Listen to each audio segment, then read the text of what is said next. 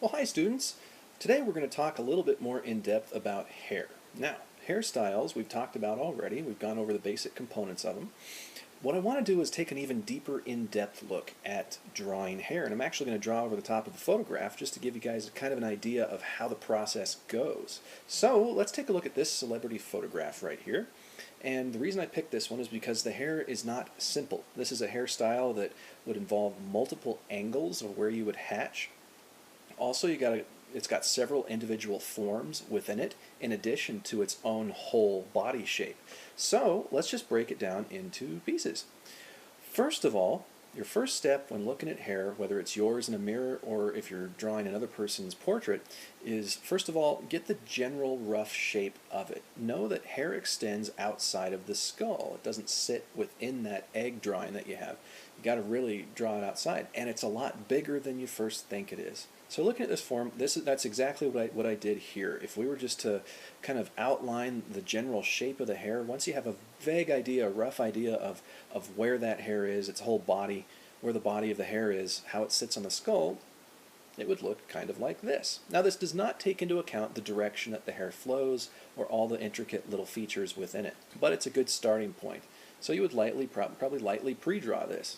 Now the second step, once you get the general body of the hair outline, is find out where it all originates from. We need to find the origination point. Where does it all come from? And that is right there. If you look, almost every single one of these tresses comes from this area. And so from there we can plot out what direction it flows. So if we look at this photo and use the arrow method, using arrows, we can kind of trace the general pattern on where the hair is flowing. This helps us in a number of ways. First of all, it helps our minds wrap around the complexity of the form. Second, it guides us in what direction we need to hatch, because we're not going to hatch one direction for all this hair. We're not going to fill in a whole solid mass of value. We're going to let the textures work for us. And so, for example, if we were to zoom in over here on this spot, we would hatch the direction that the hair is going. Also, if you look at these curly areas, we're going to end up hatching multiple ways. If you've studied how cloth folds or how ribbons fall and how they curve over and fold, you'll have a very good leg up when going to this area. I strongly suggest you do that. So once you've got not only the general form and then the general flow of where the hair is going, then you treat the hair as if it's composed of several basic shapes or basic planes. And that looks exactly like this. Now it's different from the arrows, because the arrows are just telling us the general direction on where each of the pieces are going.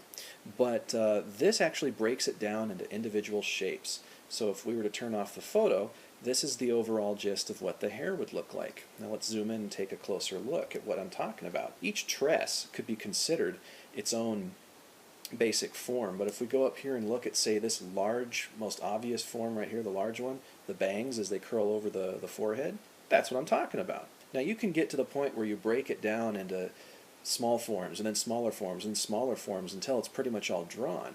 But the general rule of thumb, keep it simple. It'll take care of itself with all of your hatching techniques.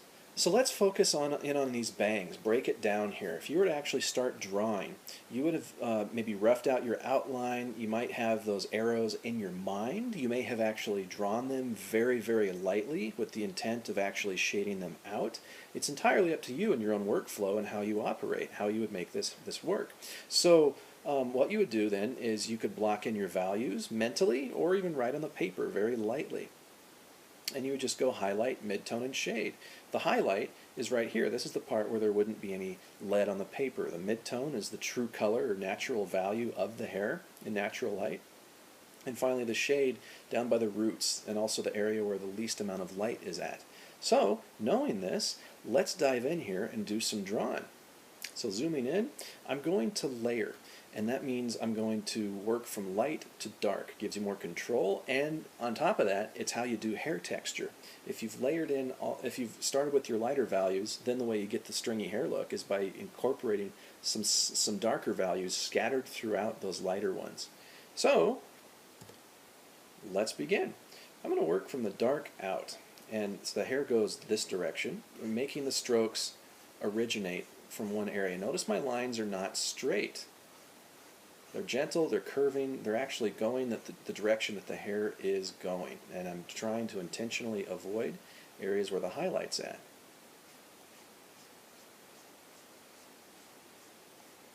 I'm not drawing individual strands, I'm creating value using texture.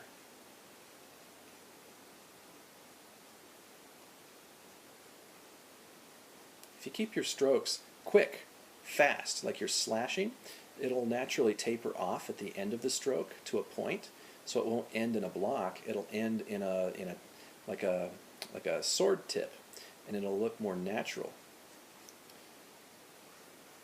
Okay, so naturally we have a lot more going on in the highlight area than what we've drawn now. This would not be complete. So what I'm going to do is I'm just going to add the next layer of value. I'm going to pull a couple parts of that out, and I'm going to pull the darker values, which is going to be represented with bolder blue. I'm going to pull the darker values into the drawing.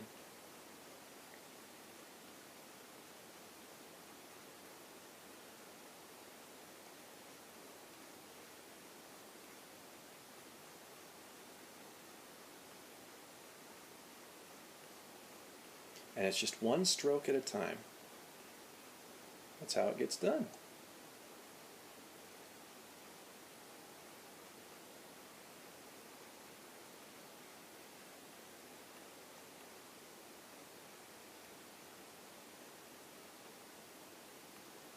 So how would you do these individual strands here? Well, with your lightest value, all you do is rapidly pull a couple of strokes out. Go from the dark out and do what we call feathering. That's to get that tapered edge at the end of your strokes so it's pointy. And what I'm doing is, when I'm doing these strokes, I want them to sometimes stagger like that. Not meet head on, but if you want realistic looking hair, have your strokes stagger.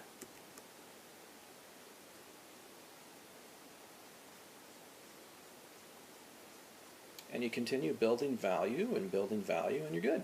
If you have blonde hair, you're not going to have to work as hard to get lots and lots of values.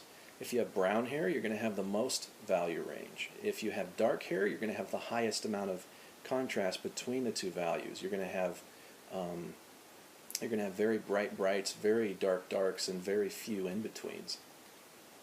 But where you'll see your mid-tone is going to be where it starts to blend into the highlight.